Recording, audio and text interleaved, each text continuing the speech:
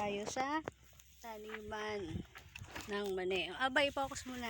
Papakita po namin sa iyo kung paano hinihimay. Siyempre, mag-gloves muna tayo. Para hindi tayo mag-sugatan. Ayan.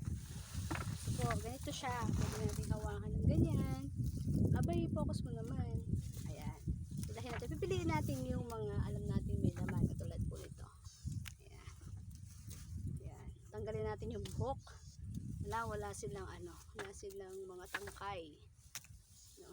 Para malinis yung ating pag-aani.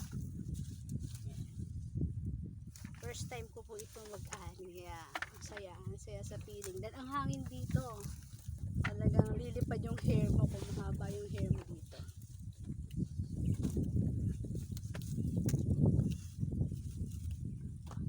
Nasaid natin yung mga laman-laman kasi sayang dito sa bigat. So isang pumpo naman po siya dahil pag nandun siya ganito, may medyo taas mo naman dami.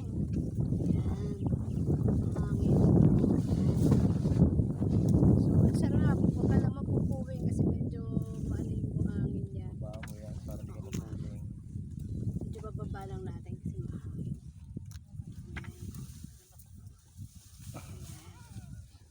Saya.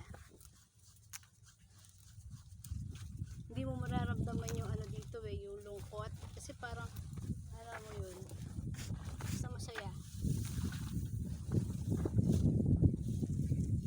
Mapapansin niyo yung hair ko, diba? Matatabunan na yung hair sa hangin. Abi, pera nga ba Ayan, iikot po natin yung ating camera. So ayan po, may mga kasama tayo dyan. Tapos ayun po yung mga maisan. Ayan, ang presko talaga dito. Anong sitio ito, darling? Kamachili. Kamachili. Dito tayo sa sitio Kamachili. Ayan. So kami merienda lang po namin dahil anong oras na, mag-alas 12 na. Pero tignan nyo yung sako namin, 50 kilos to, darling, no? Hindi, yung sako nga, 50 kilos. Oo, 50 kilos to.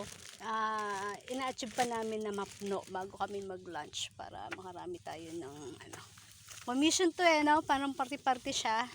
Ayan. So pag nakarami ka ng nabunot mo, di marami kang magiging party. Ganun lang yan. Sige. Later po ulit. Thank you.